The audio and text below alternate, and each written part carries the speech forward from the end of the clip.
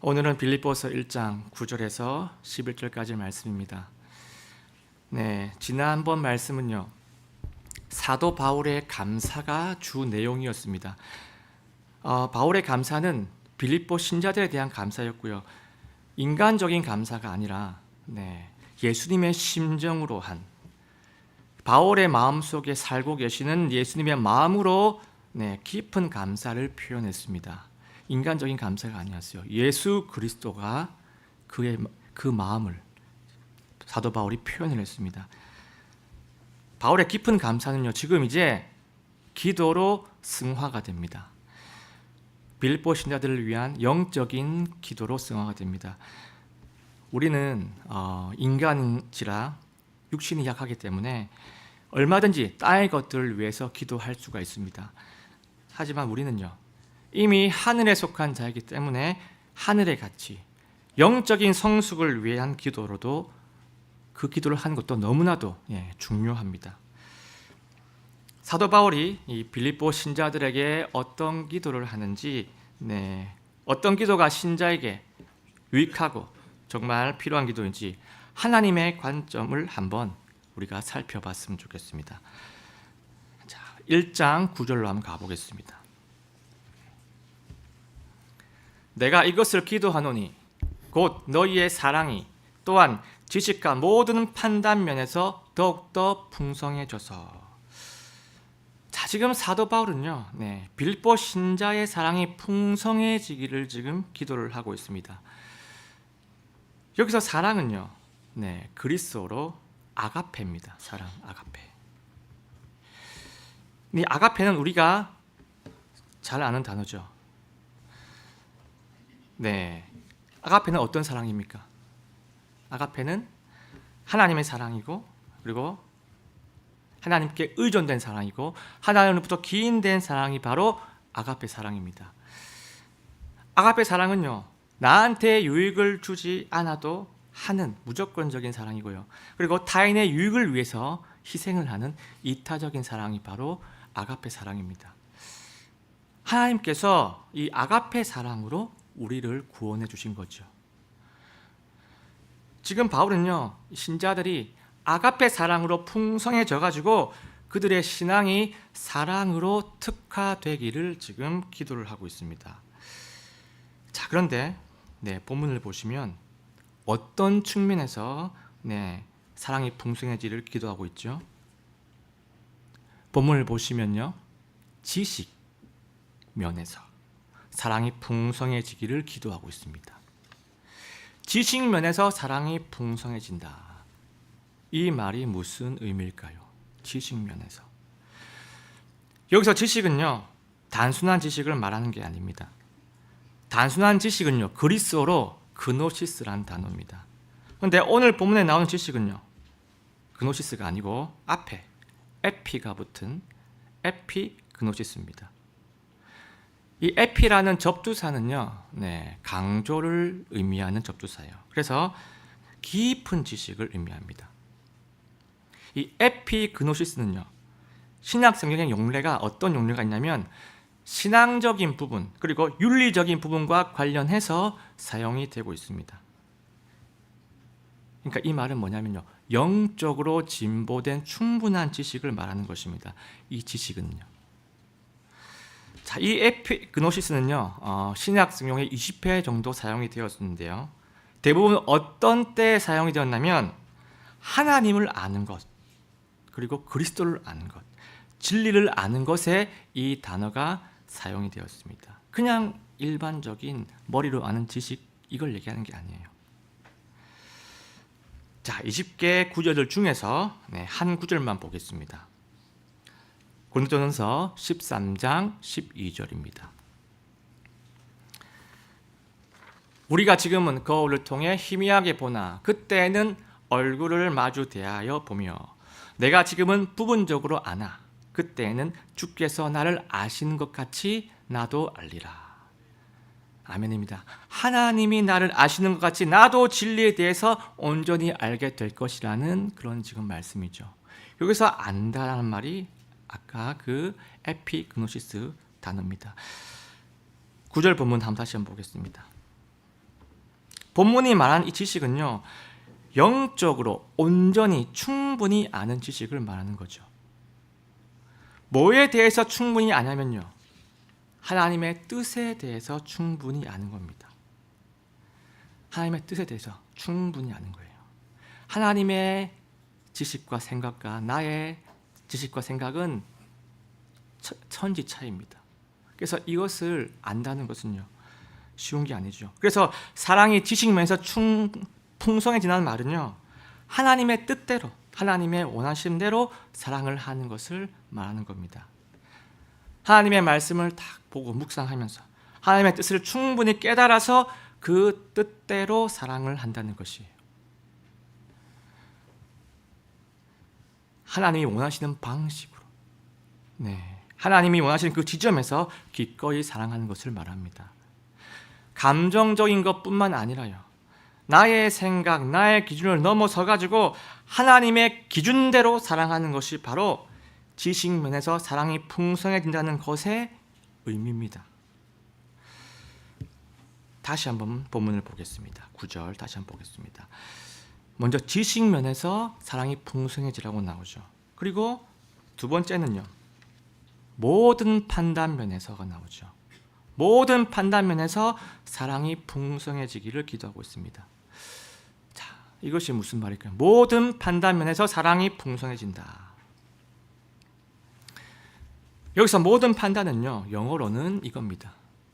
judgment입니다. 그리고 그리스어로는요, 아이스테시스라는 단어로 쓰여 있습니다. 이 judgment, 아이스테시스는요, 우리가 알기 쉬운 뜻으로 뭘 의미하냐면 이겁니다. 도덕적인 분별력, 도덕적인 판단력을 의미를 하고 있습니다. 자, 이 앞에 나온 지식은요, 뭘 얘기했냐면 원리적인 기준, 근본적인 기준을 말했다면요, 여기 나오는 판단은요, 이 원리적인 기준을 가지고 내 삶에 실제로 적용을 하고 실천할 때 필요한 이 디테일한 분별력을 말하고 있습니다. 우리가 사랑을 하려면요, 이 원리적인 기준, 근본적인 기준 아는 게 제일 중요하죠. 그런데 그 기준을 가지고 실제 삶에도 적절하게 합당하게 적용하는 것이 상당히 중요합니다. 이 원리적인 기준은요, 이 삶에, 실제 삶에 다 잘 적용을 하려면요, 이 도덕적인 분별력, 도덕적인 판단력도 분명히 있어야 한다는 것이에요. 예를 들면 이런 것입니다. 요한복음 13장 34절을 제가 한번 읽어보겠습니다. 내가 새 명령을 너희에게 주노니 너희는 서로 사랑하라. 자, 이 말씀을 딱 받고 묵상을 하고 아멘으로 하면요, 성도들은 어떻게 합니까? 그리스도의 사랑을 가지고 영적으로 사랑을 나눕니다. 그런데 이 본문을 보고 사랑하라, 육신적인 사랑까지 포함된다고 생각을 하면요, 이것은 엄청난 문제를 야기시키는 거지. 그러니까 신앙적이고 이 현실적인 판단력을 가지고 이 말씀을 적용해야 한다는 것입니다. 그래서 이 모든 판단의 면에서 사랑이 풍성하다라는 말은요, 무슨 말이냐면 신앙적인 부분하고 그리고 이 현실적인 부분까지도 합당하게 적절하게 적용하는 것을 말하고 있습니다. 이러한 판단력이 없는 사랑은요, 오히려 하나님의 뜻을 거스를 수 있는 무분별한 사랑이 될 수가 있다는 것이에요. 우리는 방금 이 9절 말씀을 통해 가지고 하나님의 첫 번째 메시지를 발견할 수가 있습니다. 이겁니다. 우리는 말씀에 합당한 풍성한 사랑을 위해서 기도해야 한다. 이것이 오늘 본문의 첫 번째 메시지고 사도 바울이 빌립보 신자들에게 한 첫 번째 기도 제목입니다.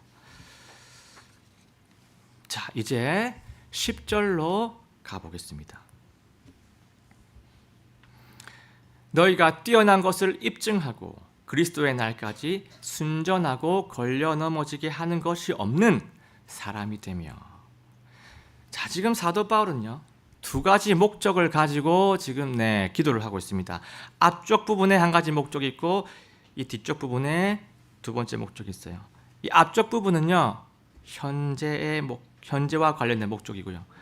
뒤에 나오는 부분은 종래, 최종적인 미래죠. 미래와 관련된 목적이 있습니다. 자, 먼저 앞쪽에 현재에 관련된 목적은요. 이게 뭘 의미하냐면 선한 것을 분별하는 것을 말합니다. 자, 왜 선한 것을 분별하는 것을 말하는 건지 한번 들어가 보겠습니다. 자, 앞쪽에 보면 너희가 뛰어난 것들을 입증하고 라고 나오죠. 뛰어난 것들을 입증하고. 여기서 뛰어난 것. 자, 이 뛰어난 것이 뭘 의미하냐는 하면요. 자, 그리스도를 볼 때는 이겁니다. 보다 귀한 것, 탁월한 것을 의미합니다. 그러니까 보다 귀하고 탁월한 것, 무엇을 말하냐면요. 바로 선을 얘기하는 거예요. 하나님의 선을 말씀하는 내용입니다. 이 선이라는 것이 무엇입니까? 선이라는 것은요. 윤리적인 가치의 최고 이상이죠. 윤리적인 가치의 최고 이상은 하나님의 선입니다.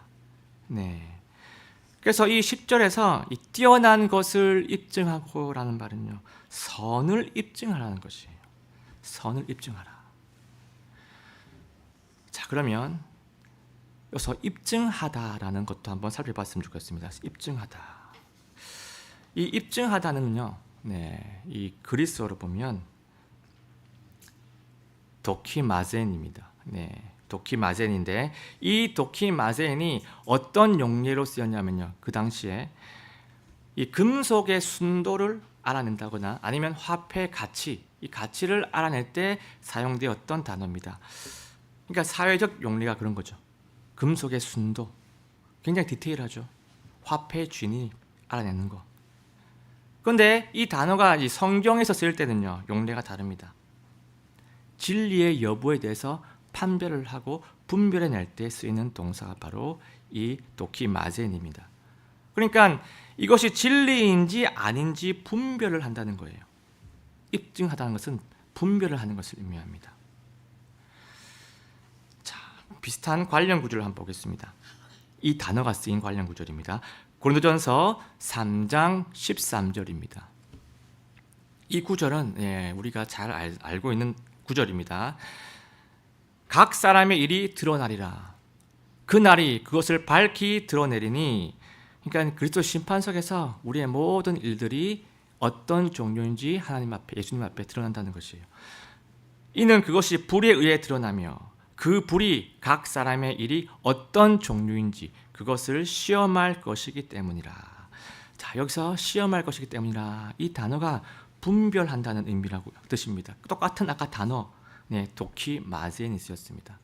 그 사람이 어떤 일을, 그 일이 어떤 종류인지, 그 일이 합당한지 합당하지 않는지 분별한다는 것이죠. 다시 10절 한번 가보겠습니다. 뛰어난 것들을 입증하고. 이 말이 뭡니까? 그러면 뛰어난 것들이 선한 것이죠. 선한 것을 분별해낸다는 것이에요. 그러니까 어떤 것이 선한 것이고 어떤 것이 선하지 않는 것인지 분별해낸다는 것입니다. 그러니까 지금 이 앞에 있는 구절하고 연결을 딱 시켜가지고 해석을 하면 이런 뜻이에요. 사랑이 지식과 이 판단 면에서 풍성해져가지고 어느 것이 선한 것인지 어느 것이 악한 것인지 분별해내기를 기도한다. 사도 바울이 이러한 기도를 지금 하고 있는 겁니다. 자, 이것이 앞쪽 부분의 뜻입니다. 자, 그러면 이 말씀처럼 어느 것이 선한 것인지 어느 것이 악한 것인지를 분별하면요. 어떤 유익을 얻을 수 있을까요? 자, 어떤 유익을 얻을 수 있는지가 바로 이 뒤에 중간에 바로 이어서 나옵니다. 나오죠. 그리스도의 날까지 순전하고 걸려 넘어지게 하는 것이 없는 사람이 되며. 자, 지금 두 가지 유익이 지금 나오고 있습니다. 한 가지, 두 가지 유익이죠. 자, 그러니까 선한 것을 분별하는 능력이 있으면, 분별하면 이 두 가지가 된다는 것이에요. 자, 그런데 여기서 이제 그리스도 날까지, 미래의 부분이죠. 미래에 이렇게 된다는 거예요. 이렇게 될 수 있다는 거예요. 자, 그리스도의 날이 언제라고 했습니까? 지난번에 한번 본 것 같은데, 그리스도의 날은 예수님께서 공중 강림하실 때를 말하는 거죠. 우리 그리스도인들이 휴거될 때, 그때를 말하는 겁니다. 아까 예배 시간 때 찬양 중에 이러한 찬양이 있었죠. 그때까지 어떻게 되기를 기도해야 합니까? 네, 순전하기를 기도해야 됩니다. 순전하기. 첫 번째 유기, 선과 이것이 선인지 아닌지 구별을 하게 되면요, 순전함을 우리가 얻을 수 있다는 거예요. 순전. 이 순전의 뜻이 뭐냐면요, 이겁니다. 혼합되지 않은 순수한이라는 뜻을 가지고 있습니다. 순전. 이 순전이라는 단어는요, 이 그리스어 이 유래로 볼 때 어떤 유래를 가지고 있냐면, 어떤 물건을요 햇빛에 딱 비춰가지고 이 물건이 정말 순수한 것인지 순수하지 않은 것인지 알아내는 행위에서 이 단어가 유래가 되었습니다. 고대 사회 때의 이야기를 한번 해보겠습니다. 고대 사회 때는요, 도자기 산업이 성행을 했습니다. 그래서 도자기 그 종류도 천차만별이었어요. 엄청 많았습니다. 그런데 이 도자기 중에서도요, 값이 싼 도자기는 두껍고 그리고 이 빛깔도 둔탁한 빛깔이었습니다. 그런데 값이 비싼 도자기는요, 도자기가 오히려 얇고요, 청명한 빛깔을 띠고 있었습니다. 그런데 이 비싼 도자기는 이 두께가 얇아가지고 어떻습니까? 만드는 과정에서 깨지는 경우가 허다했습니다. 그러니까 그래서 버리기가 너무 아깝죠. 이거 팔면 엄청 비싸게 받을 수 있는데 아까운 마음이 드는 겁니다. 그래서 이 좋은 이 얇은 도자기 이 조각들을 모아가지고 붙여가지고 겉에 유약을 잘 발라서 겉으로 보기에는요 말끔합니다. 겉으로 보기에는 삐까뻔쩍하게 보여가지고 속여서 파는 경우가 많이 있었습니다. 그러니까 이렇게 되면 겉으로 보기에는요 구별이 안 된다는 거예요. 겉으로 보기에는 깔끔하고 순전해 보입니다. 그런데 이 도자기를 딱 햇빛에 딱 비춰보면요, 깨진 부분, 연결된 부분이 시커멓게 보여가지고 이게 진짜 비싼 도자기인지 아니면 깨진 그 도자기를 붙인 것인지 그것을 구별할 수가 있었습니다. 근데 이런 방법에서 유래가 된 단어가 바로 오늘 순전이라는 단어예요. 순전, 가짜가 아니다.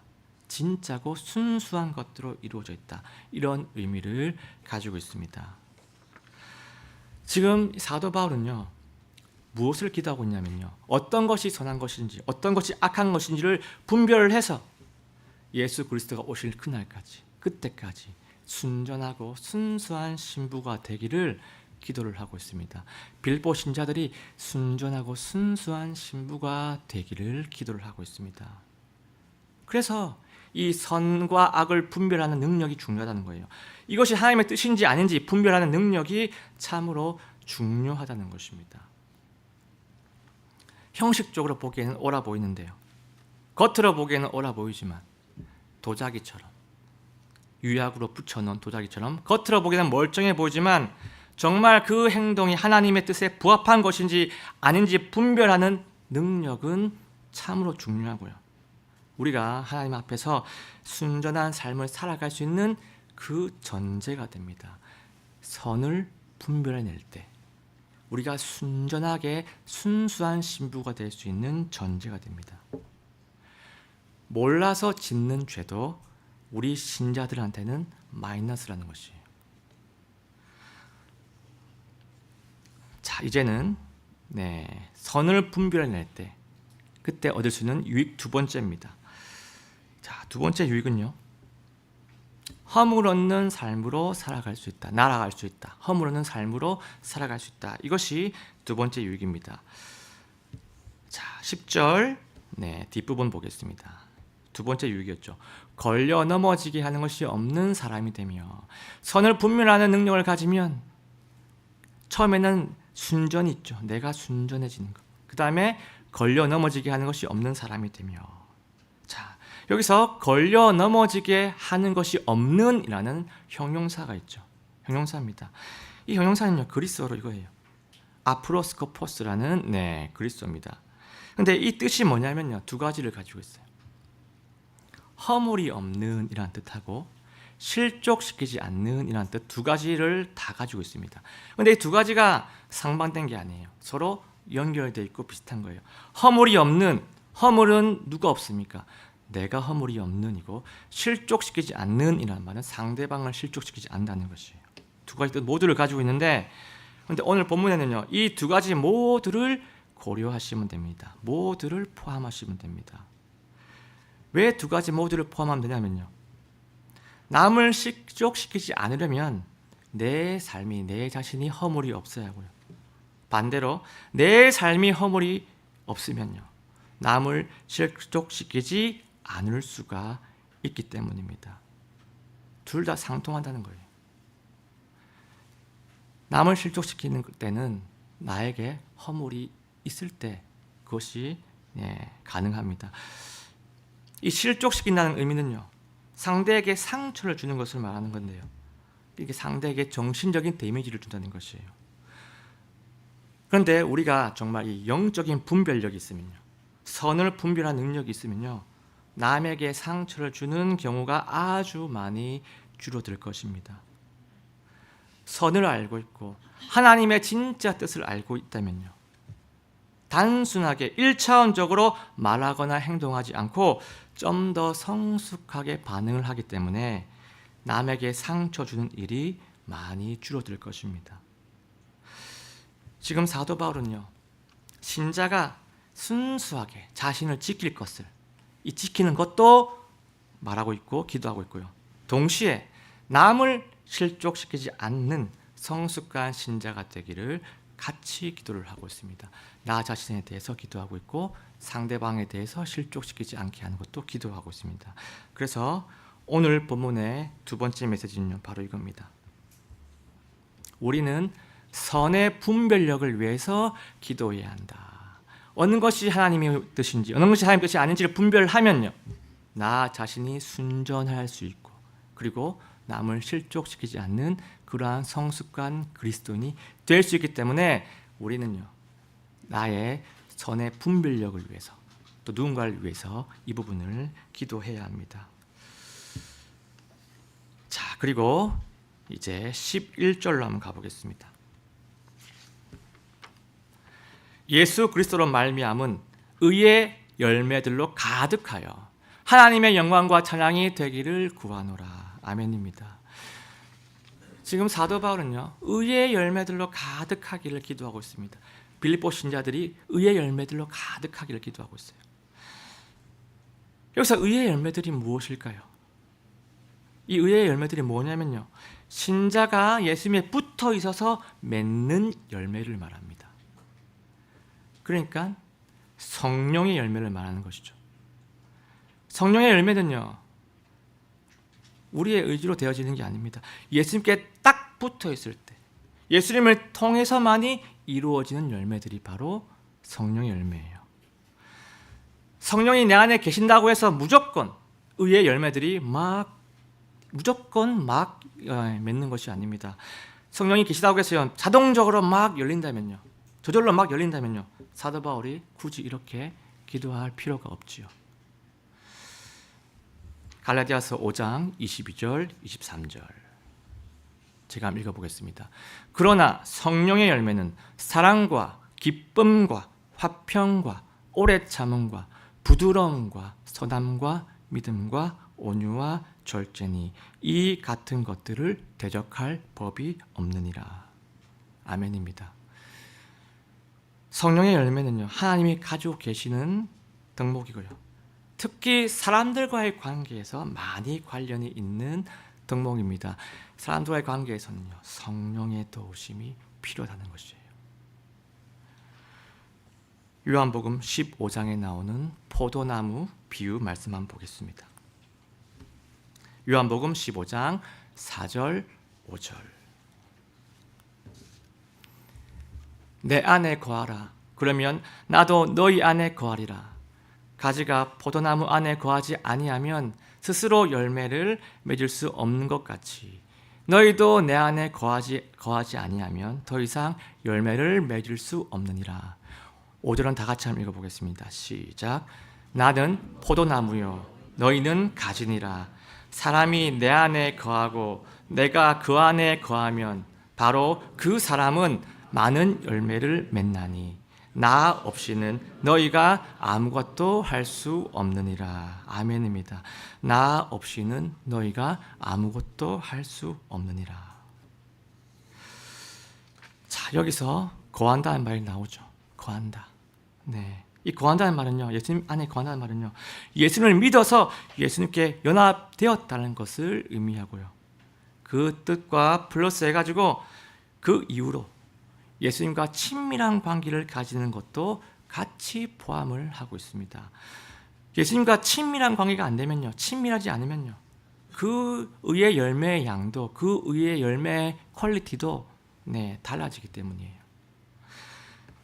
지금 사도 바울은요, 예수님 말씀 앞에서 자기를 부인하고 신실하게 순종하여서 의의 열매를 많이 맺기를 지금 기도하고 있습니다. 의의 열매를 많이 맺으면 어떻게 됩니까? 의의 열매를 많이 맺어가지고 결과는요, 결과를 보면 이게 의의 열매인지 아닌지를 알 수가 있어요. 본문에 뭐라고 되어 있습니까? 우리의 삶이 하나님께 영광이 되고 하나님께 찬양이 된다라고 선포를 하죠. 그러니까 하나님은요, 사도 바울은요, 의의 열매를 가지고 너희가 하나님께 영광을 돌리기 원한다, 이런 기도를 하고 있습니다. 의의 열매를 가지고 하나님께 영광을 돌려야 한다는 것이에요. 육신적인 것으로 올리는 게 아니고. 예수님에게서 온 열매는요, 성령의 열매들은요, 아버지 하나님께 영광이 됩니다. 자, 예수님으로 말미암은 성령의 9가지 열매: 사랑, 기쁨, 오래 참음, 부드러움, 선함, 믿음, 온유, 절제. 이 9가지를 한번 쭉 묵상해 보기를 원합니다. 딱 이 묵상을 하면요, 참으로 따뜻하고 소망이 생기는 가치들이죠. 남이 나한테 이렇게 해주면 너무나 고맙고 너무나 좋을 것 같습니다. 그런데 내가 이렇게 하기에는요, 너무나 부담스럽고 너무나 어렵습니다. 이 9가지는요, 나의 인격으로, 나의 머리로, 세상의 인본주의로, 세상의 철학으로, 아니면 나의 결심으로 결코 이룰 수가 없는 열매들입니다.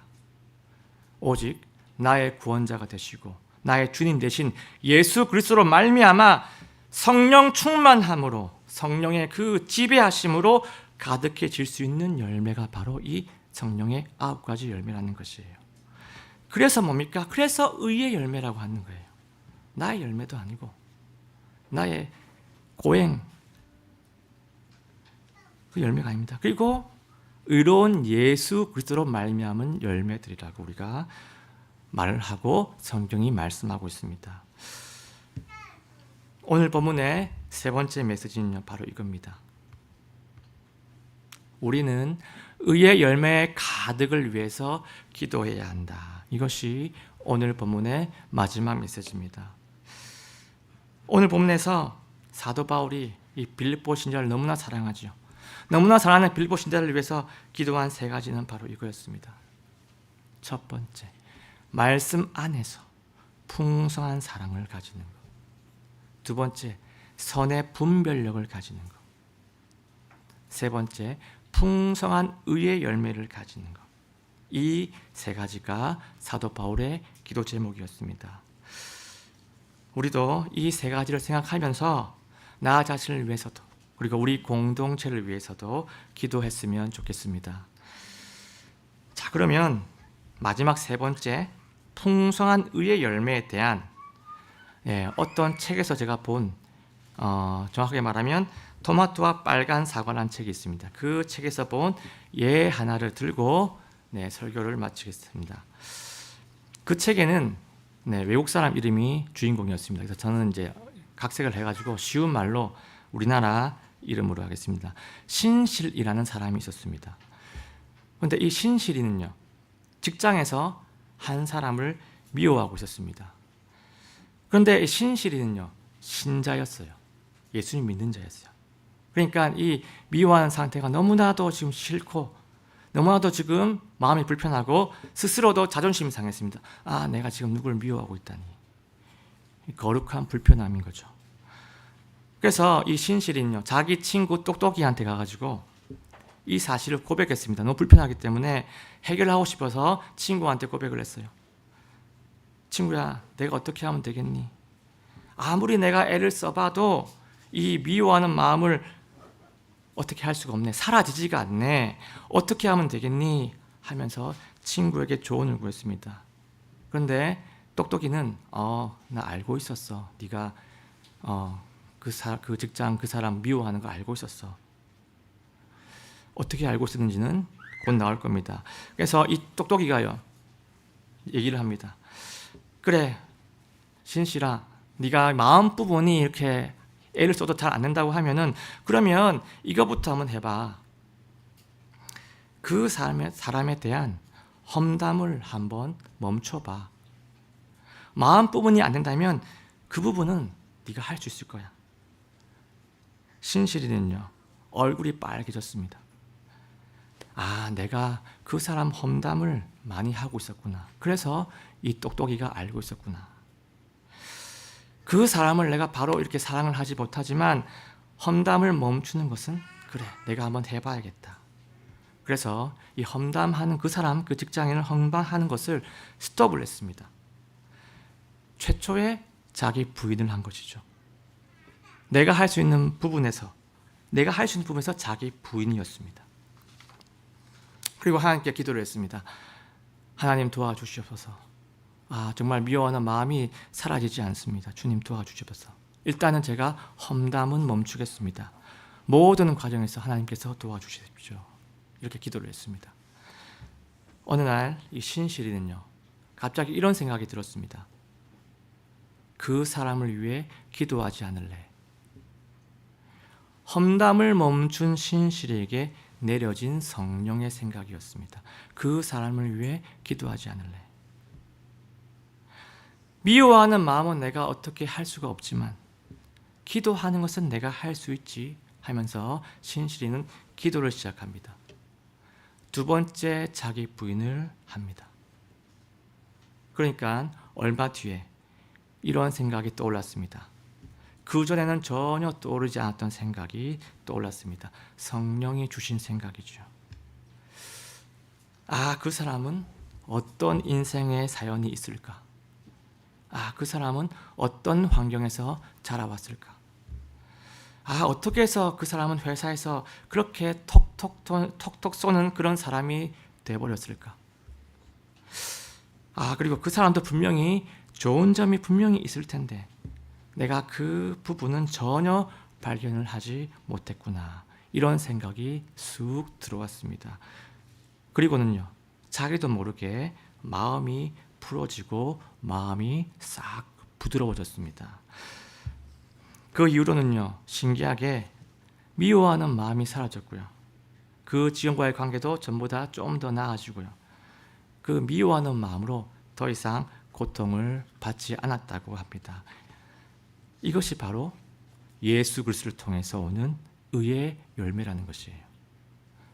최초에 할 수 있는 나의 순종, 나의 자기 부인을 통해 가지고 예수 그리스도의 영이신 성령께서 하나씩 다스려 주시고 하나씩 도와주셔 가지고 맺게 되는, 맺을 수 있는 열매가 바로 의의 열매입니다. 오늘 설교를 마치겠습니다. 이번 한 주간도요, 오늘 본문의 말씀들 하나하나 기억을 하시면서 풍성한 사람, 지식면에서 모든 판단면에서 풍성한 사람, 선의 분별력, 선을 분별해서 내가 순전한 그리스도의 신부가 되고 내가 누군가를 실족시키지 않는 그런 성숙한 사람이 되는 선의 분별력, 그리고 풍성한 의의 열매를 위해 기도하셔서 이번 한 주간도 이 세상 앞에 나가서, 이 세상에 나가서 하나님의 영광과 하나님의 신실하심과 선하심을 널리 바라시기를 예수님의 이름으로 간절하게 소원합니다.